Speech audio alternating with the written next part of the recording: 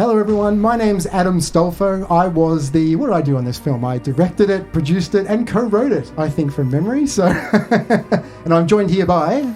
I'm Damon Quah, credited as co-writer, probably more so editor, but came on board from the original script and worked through with Adam. I think script editor might sum it up nicely, Damon, but... Yeah, and refinement. And we are joined here as well by...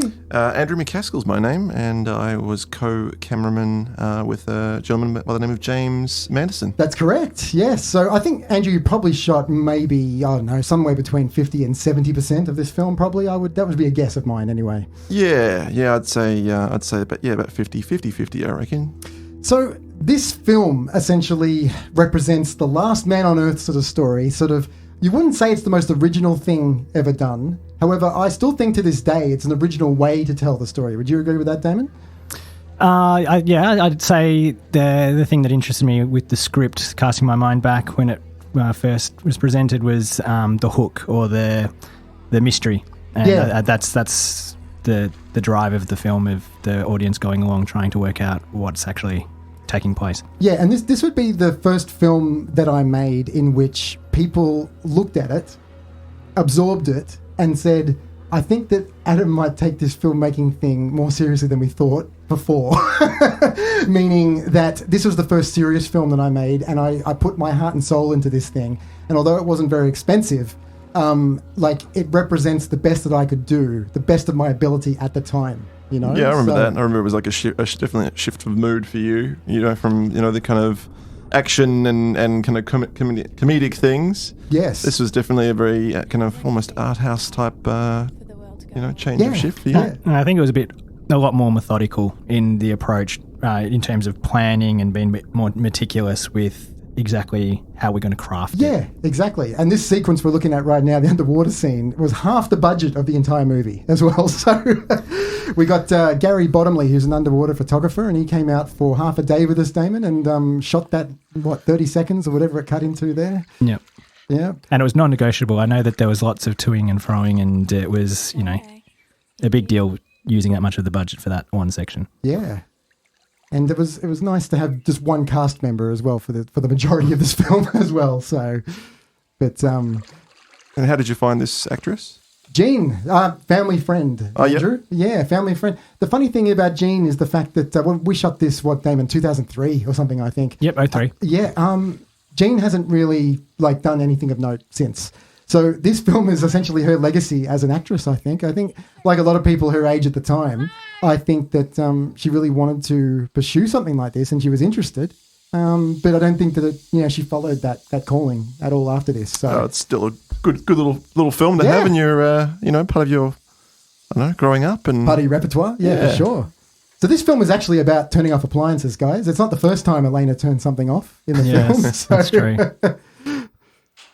I remember we did storyboards quite significantly for this as well. Oh, definitely. Yeah, Michael Hadgen helped out with them. And, there's a lot of long shots in this film, Andrew, shots like this. Getting the empty spaces. Yep. Little visual cues as well, like that old school CRT TV there, just sort of with the snow effect. It's static and disconnect. Damon, you made mention on our last commentary about this scene being this shot coming up after this, one of your favourite shots in the film. Okay. Yeah. Let's see if the 2021 version of you agrees. I just remember shooting. This shot. Right. Oh, it'd be interesting what my reasoning was. Perhaps the pan and I don't know what I would have particularly liked about that shot. It's a nice shot, but I do remember it was Williamstown, I believe. Yes, right? No, this is Williamstown. This is Williamstown. The other shot was in North Bourne, right near your parents' place, Andrew. I was thinking that looked familiar. Yeah. Really close. I reckon a 2-minute walk from your parents' place, I reckon. Yep. I just remember that we needed to be out there at 6 a.m. and, so that not too many people were out and about. And one morning we had a garbage truck coming through. Yes. And so we had to stop and wait. Yeah. What did you guys think of the car in that shot? Because someone really tried, I can't remember who it was, but someone tried to make mention of the fact that logically that just does not make sense. The reverse light's been on? Yeah. It does not make sense, but does it need to make sense? That's my point. It was deliberate. In our mind's eye, someone was reversing the car at the time that everyone disappeared. Correct. Or Yeah. again, I don't know why that was important. I think that was probably Visual storytelling, mate. We had That's all. something in our mind. Back to Borwen, Andrew, the Dunyazad Lebanese restaurant, which is still there to this day. Suburb just keeps on giving, doesn't it? Oh. So photogenic. This was originally going to be a cigarette, Damon, but we replaced it because of probably logistics, having a lit cigarette inside a restaurant. Yep. Yeah, we changed it to the cork. But you would have shot this stuff, definitely, Andrew. Yeah, I remember this shoot. Yeah, Yeah. sure. Nice little backlight there. Yeah. Working with natural light as I yes. do. And again, we have sizzling. Another theme of we had the sizzling barbecue. Now we have sizzling. And another appliance, hot Damon, plate. that she turns off. So there's appliance number 2. Now, interestingly, this sequence, as she comes into the restaurant and comes in through the kitchen, in a different cut of the film, for the film festival. Yes. Parts of this were removed. Yes, it was, because this is the obvious stuff to get rid of. It's like, where's the filler, I still think, Damon, that the 15-minute version in regards to the length works better because it's the natural feel of the little 15-minute journey that we go on with Alaina, so... I like this shot. That's great. Yeah. Yeah. I like the fades. Like you don't see those The film very is often the anymore. film is very, very restrained. As in, there's very little handheld camera movement. Everything's pretty locked off, and there was a reason for that as well. It's because we didn't want people to feel that there was a lot of filming going on in this world that's supposed to be just her. You know what I mean? So it's very locked off, very restrained. I love this shot as well. Yeah, it's really well framed. Yeah. You'd never know as well, Damon. We've done a new color grade and stuff on this as well. You'd never know that we shot this with essentially early days of digital cameras, a camcorder. Like some of the filtering that went through it to make it look less like video. And we'd come a long way with the framing by this stage as well. So a lot of these shots, because again, Damon, that comes down to the planning that you were talking about as well, I think. Compared to some of our earlier work, it really comes across. Yeah. And interestingly, that's my first ever car that I owned. It is. As a 19-year-old, Yeah. that was my pride and joy, and not unrealistic that it would break down mine. like that. There you go. That was the first car I owned as well. Oh, here we are, Damon. DBM Consultants in Hawthorne. Yes. We used to work here, Damon and I. This is the office space above the call centre, or beside and above the call centre area that we worked in for several years. Yes. Was it easy to get permission to shoot there? Very. Yeah. Yeah. Surprisingly easy, actually. Yeah. I would have thought. Yeah. Good old Steve Luxor, Damon it was, who helped us get in there. So our operations supervisor, or perhaps that's not the correct title, he said, yeah, sure, go for it. But I don't know that he necessarily got the nod from Doesn't matter. the top dogs that actually owned the building. It was after hours, wasn't it? It was after hours. This was a nice touch here that James Manderson actually gave to the film, Damon, where he actually said, in order to establish that this is Alaina's desk, let's just have her put a piece of paper away. And it does exactly that. You know what I mean? So, Okay. yeah. So, no, it's just a little footnote there. But this is an interesting part. People actually, from a writing perspective, Damon, they actually pointed out this scene because in this scene, Alaina's essentially reflecting upon a part of her life that she actually obviously has a lot of disdain for, you know, which is her work. And she talks about how the people have to love their work or... Well, that desk I find pretty depressing, actually, because that's a real workspace. It looks like it's just been set up for a new employee about to come along. If we reshot that today, I'd be like, oh, you need a coffee mug there and you need sort of like a bit of mess and some Post-it notes. And it didn't... I don't know. I think it does in its way be a little bit character building towards Alaina as well. Like, as in, like, you know, that might sort of reflect the kind of person that she is as well. But I know what you're saying. Probably needs a little bit more. Is it meant to be? Oh, I'm casting my mind back. Was that meant to be her parents' work space, or was it meant to be hers? It's not clear. I got the impression that it is where she works because she is talking about workplaces and do you need to love your work or, you know, like, what are we doing? Wasting our lives, you know, so... Slightly autobiographical tone there. Look, I think a lot of that stuff comes through in my films, Andrew. This is the old Westgar Theatre before it had its major makeover. Right. This was an important day of shooting, guys, and I'll tell you why. This was the day in which my whole attitude towards filmmaking changed because this was the day in which I cracked it with all of you, I think, because I had a sleepless night the night before. We needed to be here 6 o'clock in the morning to shoot this stuff before the patrons came in to come in for the first session, essentially.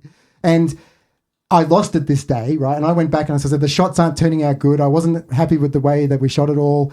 And my dad essentially told me to stop being a Superman, to suck up this pride that I was feeling for some unknown reason, and just stop trying to be Superman with the shots that you're trying to come up with, and just try and like do your best with, because you've got no money, you've got only limited experience. Don't try and be Superman. And I took that attitude into the rest of the filming of this movie, because I really need to hear that at that age, at that point in time, Andrew, because like, I guess there is a little bit of ego there.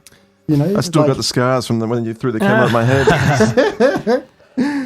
So on reflection now, just watching this with fresh eyes, I like this section of the film. Yeah. Particularly, this is, the sinister, mysterious. Yeah. Is there a supernatural element? Yeah. So it's now piquing your interest a little bit. Particularly, there's a sound effect in the movie that she's watching there. We don't know if it's in the real world or whether it's on the movie. And also, there's a creak that has no explanation in the film at all when she's in the projection room as well. Yeah. So you're like, well, what's going on here?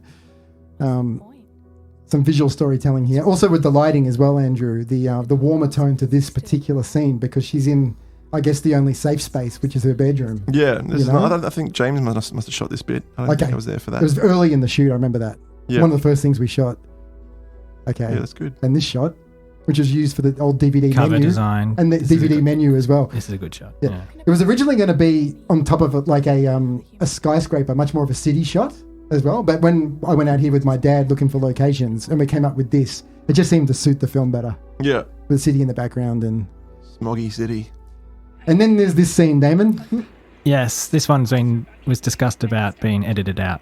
Yeah, it's not going to happen because I'm not going to touch it. But it's just the only scene where she speaks, Andrew. Yeah. And it's a little bit jarring.